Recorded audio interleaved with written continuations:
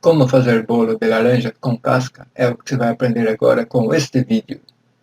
Ingredientes para a massa: 3 ovos, suco de 2 laranjas, 1 xícara de chá com óleo, 2 xícaras de chá com açúcar, 3 xícaras de chá com farinha de trigo, 1 colher de sopa com fermento em pó.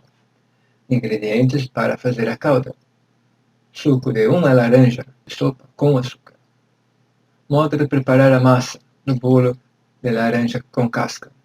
Bata no liquidificador os 4 primeiros ingredientes. Despeje em uma tigela. Acrescente a farinha de trigo aos poucos e, por último, o fermento. Mexa suavemente. Depois, coloque em uma assadeira redonda com buraco no centro, untada e enfarinhada. Leve ao fogo médio, pré-aquecido aproximadamente numa temperatura de 180 graus por 35 minutos. Para você ter certeza que o bolo está assado, faça aquele teste do palito.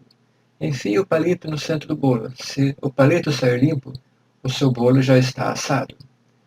Agora você vai fazer uma calda. Como fazer a calda? Você vai levar o suco de laranja e o açúcar ao fogo, dando uma aquecida. E despeje ainda ela no bolo, essa calda ainda quente. E espere esfriar, depois é só saborear.